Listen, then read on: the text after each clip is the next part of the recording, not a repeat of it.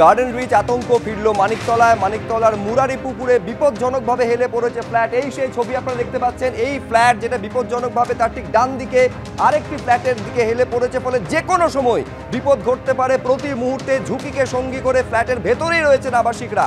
8 মাস আগে পুরসভা নোটিশ দিয়ে ইঞ্জিনিয়ারদের পরামর্শ নেওয়ার আবেদন জানিয়েছিল, কিন্তু এই রকম জায়গায় পরিস্থিতি দাঁড়িয়ে রয়েছে। যে কোনো মুহূর্তে আবার একটা গার্ডেন রিচ কাণ্ড ঘটে যেতে পারে, এই আশঙ্কা প্রতিটা মুহূর্তে রয়েছে। আমি সরাসরি ঘটনাস্থলে আপনাদের নিয়ে যাব। ময়ূক ঠাকুর চক্রবর্তী আমাদের প্রতিনিধি সেখান থেকে রয়েছেন। ময়ূক, সত্যি কথা বলতে গেলে ছবিটা দেখেই ভয় লাগছে।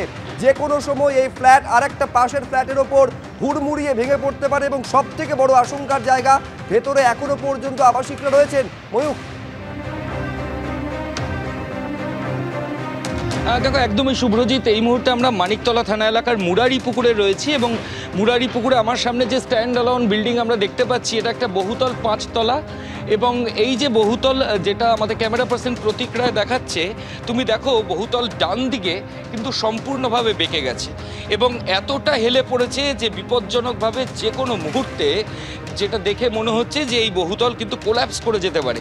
এবং এর ভেতরে কিন্তু প্রচুর আবাসিকও রয়েছেন, বিভিন্ন ফ্লোরে আলো জ্বলছে, এসি চলছে, এরকমই ছবি দেখতে পাওয়া যাচ্ছে। তলায় গাড়ি পার্কিং রয়েছে, কিন্তু তারই মাঝে প্রাণের ঝুঁকি নিয়েই কিন্তু এই বহুতলে এই বিপজ্জনক বিল্ডিংয়ে যারা আবাসিক তারা রয়েছেন, এবং এতটাই বেঁকে রয়েছে সেটা কিন্তু দৃশ্যত প্রত্যেক মুহূর্তে বোঝা যাচ্ছে। আমি প্রতীক রায়কে বলবো একবার একটু সামনে থেকে দেখানোর জন্য। আমার সামনেই 5 তলা বিল্ডিং, এটা তার বাঁদিকের গেট। তুমি দেখো যে পুরো বিল্ডিংয়ের অ্যালাইনমেন্ট, যে পুরো নকশা, সেটাই কিন্তু কার্যত যে ইঞ্জিনিয়ারদের নকশা সেটা পুরো ফেল করেছে, এবং বাঁদিকের যে মাটি সেটা সেটেলমেন্ট করে ভেতরে ঢুকে গেছে, এবং ঠিক সেই কারণেই বিল্ডিংয়ের একাংশ পুরো ভেতরের দিকে পাইলিং সহ সেটা সম্পূর্ণ বিপজ্জনকভাবে হেলে গেছে। এবং বিল্ডিংয়ের আর একটা পোর্শন, ঠিক যে দিকটা উল্টো দিক, সেখানে কিন্তু এই ধরনের ক্র্যাক সেটা নজরে আসছে। অর্থাৎ যেহেতু উল্টো দিকে বেঁকে গেছে বিল্ডিংয়ের, ঠিক সেই কারণেই এই বিল্ডিংয়ের এই পোর্শনে কিন্তু ক্র্যাক ধরা পড়েছে। অর্থাৎ একে তো বিপজ্জনকভাবে বিল্ডিংয়ের একাংশ, বিল্ডিং পুরোটাই বাঁদিকে বেঁকে রয়েছে, যে কোনো মুহূর্তে ভেঙে পড়ে যেতে পারে, দৃশ্য তো এরকমই মনে হচ্ছে।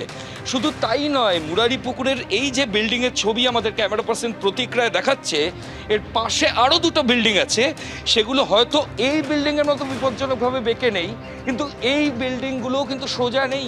এই যে আমরা প্রথমে যে বিল্ডিংটা দেখাচ্ছিলাম, এটা 46/C/29 মুরারি পুকুর রোড।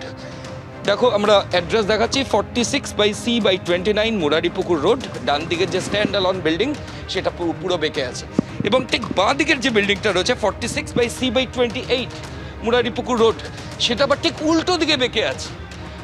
অর্থাৎ আমার ডান দিকের যে বিল্ডিং বহুতল 5 তলা, সেটা বাঁ দিকে বেঁকে রয়েছে, এবং আরেক দিকের যে বহুতল সেটাও কিন্তু উল্টো দিকে বেঁকে রয়েছে। অর্থাৎ 2টো বহুতলই কিন্তু বিপজ্জনকভাবে বেঁকে রয়েছে। ভেতরের ছবিটা আমরা একটু দেখানোর চেষ্টা করব, যেহেতু আমরা বাড়ির ভেতর যাওয়ার সুযোগ পাচ্ছি। দেখো প্রত্যেকটা জায়গার যে ডিজাইন রয়েছে, ভেতরে না থাকলে উপলব্ধি করা যাবে না।